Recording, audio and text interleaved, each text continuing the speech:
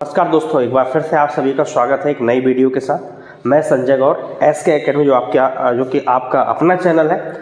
इसमें important question की series में आज मैं 4.3 के जो क्वेश्चंस हैं उस पर बात करूंगा। उससे पहले इसके बारे में थोड़ा बेसिक के बारे में बताऊंगा। देखिए, बेसिक क्या है इसमें हम समझने का प्रयास करते हैं। इसमें है नेचर ऑफ रूट्स, है ना। तो रूट्स के जो नेचर्स होंगे क्वाड्रेटिक इक्वेशन में वो कैसे होंगे उसके बारे में हम आज अच्छे से जानकारी प्राप्त करेंगे। तो हम एज्यूम करेंगे like a quadratic equation ax² + bx + c = 0, its roots are alpha and beta. तो ये फॉर्मूला है रूट्स को फाइंड करने के लिए। धराचार्य जी ने दिया x = -b ± √b² - 4ac/2a। तो यहाँ से अलग अलग जो रूट्स की वैल्यू है वो निकालेंगे हम। तो alpha = -b plus √b² - 4ac/2a, beta की value -b minus √b² - 4ac/2a। तो जो b² - 4ac है इसका एक नाम है, इसका नाम है डिस्क्रिमिनेंट -4ac। ये फॉर्मूला बहुत यूजफुल है, बहुत इंपॉर्टेंट है और इस एक्सरसाइज में बहुत बार यूज होगा, इसलिए फॉर्मूला को प्लीज आप अच्छे से याद कर लीजिए, है ना। तो डिस्क्रिमिनेंट d = v² - 4ac। अब नेचर ऑफ रूट्स में हम यहीं से जानकारी प्राप्त करेंगे कि d की वैल्यू, इस फॉर्मूले में वैल्यू अरेंज करेंगे तो d की वैल्यू क्या होगी, है। तो उसको समझने का प्रयास करते हैं। इसमें 3 कंडीशंस बनेंगी बेटा। First, if d is 0, then roots are real and equal। यदि ऐसी सिचुएशन बनती है कि d की वैल्यू 0 आती है इक्वल के, तो रूट्स कैसे होंगे, रियल होंगे और इक्वल होंगे। उसमें हम सॉल्व भी करेंगे तो अल्फा और बीटा की दोनों की वैल्यू बराबर आएगी। फिर second case, if d greater than 0, then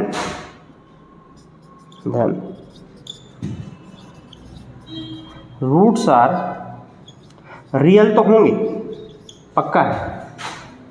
कैसे होंगे, डिस्टिंक्ट होंगे,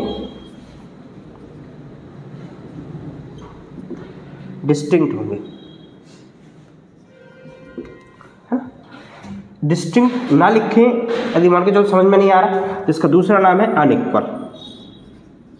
इट मीन्स अल्फा की वैल्यू अलग होगी और बीटा की वैल्यू अलग होगी।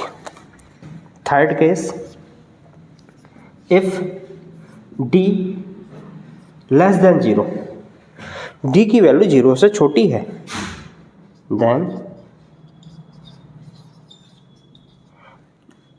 Roots are imaginary. तो इसके बारे में हम 11th क्लास में पूरा डिस्कस करेंगे, पूरा एक चैप्टर इसके ऊपर है ना।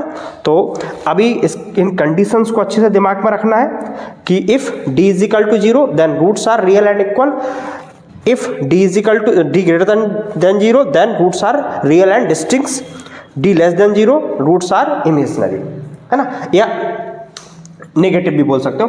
तो ये फॉर्मूला बहुत इंपॉर्टेंट है। देन ये तीनों कंडीशन, ये मैंने बताई क्यों है, कई बार इससे ऑब्जेक्टिव क्वेश्चन बनते हैं बेटा जी, ठीक है। तो इसके क्वेश्चन कैसे सॉल्व होंगे वो मैं अभी आपको बताने वाला हूं, ठीक है। तो बेटा हमारा टॉपिक जो चल रहा था नेचर ऑफ रूट्स पे, तो उसी के क्वेश्चंस, चूंकि बेसिक हम पढ़ चुके हैं, आगे हम इसके क्वेश्चन जानना चाहते हैं।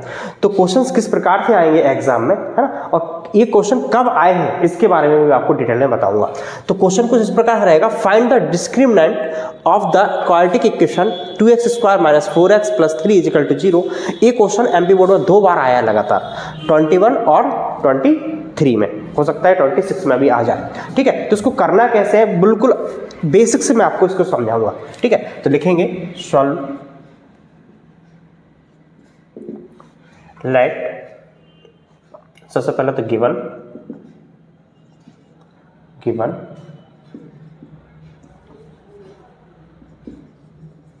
डेट इक्वेशन दिया हुआ है quadratic equation 2x² - 4x + 3 = 0।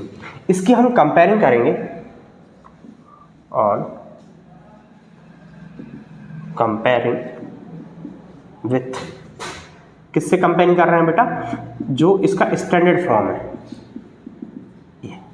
ax square plus B X plus C is equal to 0, ये क्वाड्रेटिक इक्वेशन का स्टैंडर्ड फॉर्म है। तो here a is equal to 2, b is equal to -4 और c इज इक्वल टू 3। अब now discriminant d is equal to B square minus 4ac, सारी value हमारे पास available है, बिल्कुल घबराने की जरूरत नहीं है। बहुत सिंपल अप्रोच इस टाइप के क्वेश्चंस के होते हैं। ये क्वेश्चन 2 और 3 मार्क्स दोनों तरीके से पूछे जा सकते हैं और हर बार पूछे जाते हैं। देखिएगा जो वैल्यू अवेलेबल है अरेंज कर दीजिए, -4 ए की वैल्यू 2 इंटू सी की वैल्यू 3, तो d इज इक्वल टू 4 का स्क्वायर 16,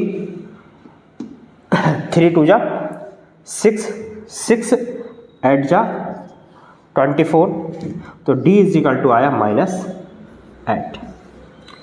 अब चूंकि डिस्क्रिमिनेंट पूछा है तो इतना चल जाएगा। यदि वो नेचर ही पूछता है इसका, है ना, तो लिखेंगे नेचर में यदि बात करके d greater than less then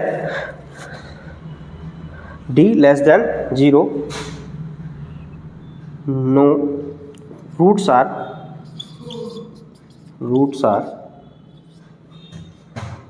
no real, खत्म, है ना। तो ये हमारे क्वेश्चन को सॉल्व करने की अप्रोच थी। ठीक है बेटा, तो उसी क्रम को हम आगे बढ़ाते हुए और एक क्वेश्चन हम आपके लिए लेके आए हैं जो कि सप्लीमेंट्री एमपी बोर्ड सप्लीमेंट्री 2019-2023 में आया है। देखिए क्या है, find the discriminant of the quadratic equation. Previous question जैसे ही सॉल्व करना रहेगा, थोड़ी सी चीज़ें इसमें बड़ी है। And hence find the nature of its roots, find them if they are real. Real होगा तो उसके रूट्स में हमें फाइंड करना पड़ेगा, ये चीज़ में बढ़ा दी गई है। सॉल्विंग अप्रोच पहले के क्वेश्चन जैसा ही है, तो ध्यानपूर्वक देखें कैसे करूँगा, मैं आपको पूरा सॉल्व करके दिखाऊंगा। Solve given date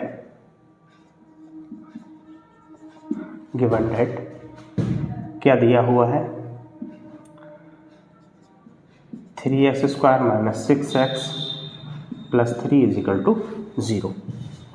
On comparing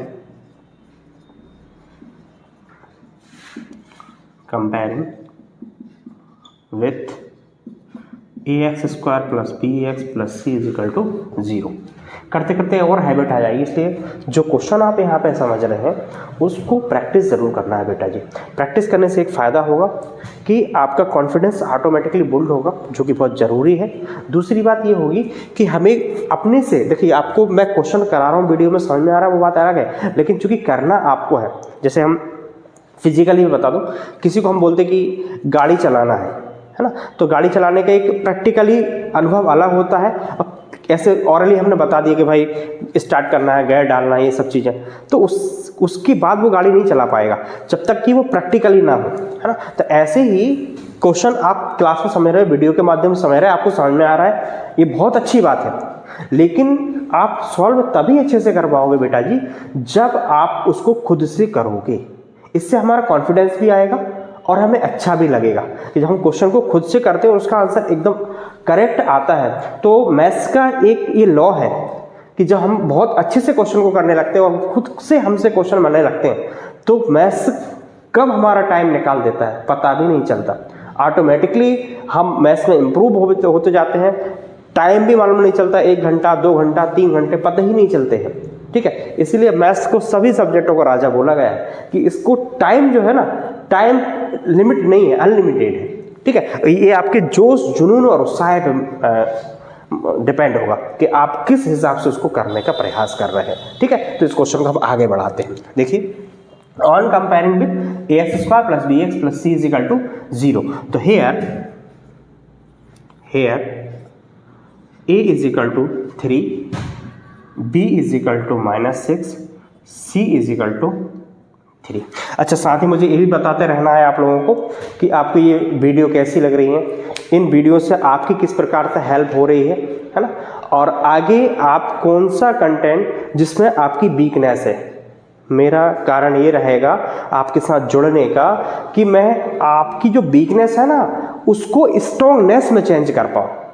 जब आपकी वीकनेस को मैं स्ट्रॉन्गनेस में चेंज कर दूंगा तो मैं ये मानूंगा कि मैं कुछ अच्छा कर पाया, मैं अपने समाज के लिए, आने वाली जो मेरा भारत जनरेशन है उसको मैं कुछ अच्छा दे पाया, है ना। तो देखिए और आगे हम बढ़ते हैं।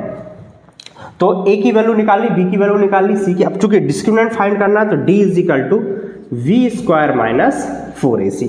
तो D is equal to B की वैल्यू कितनी है -6 -4, ए की वैल्यू कितनी है 3, सी की वैल्यू भी 3। तो डी इज इक्वल टू 36 चूंकि स्क्वायर है इस पर minus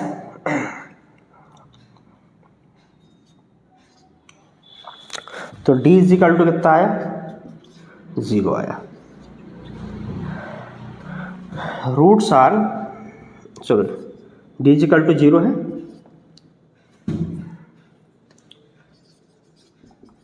roots are real and equal.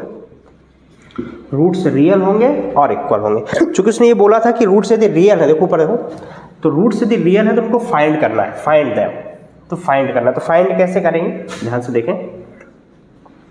सबसे पहले अल्फा की value, alpha is equal to -b upon 2a, ज़्यादा ना भी लिखो तो भी काम चल जाएगा। Beta is equal to -b upon 2a, दोनों की वैल्यू एक जैसी आनी है, कोई प्रॉब्लम वाली बात नहीं है, क्योंकि यहाँ पे लिखा है ना रियल एंड इक्वल। तो क्या हो जाएगा, alpha is equal to -6, B की वैल्यू -6 अपॉन 2 इंटू ए की वैल्यू 3, फिर बीटा की वैल्यू भी -6 अपॉन 2 इंटू 3। तो alpha is equal to plus 6 upon 6, beta is equal to भी 6 अपॉन 6। तो अल्फा की वैल्यू बनाई बेटा और बीटा की वैल्यू भी बनाई। ये उसका मूड होगा तो पूछेगा, नहीं तो जरूरी नहीं है। जो हमारे लिए इम्पोर्टेंट है वो यहाँ तक है बस, है ना। अच्छा, ये आएगा कितने नंबर में, या तो 2 नंबर में या तो 3 नंबर में, है ना। जो बेसिक हमने पढ़ा था वो ऑब्जेक्टिव पॉइंट ऑफ व्यू से आ जाएगा, ठीक है। ओके।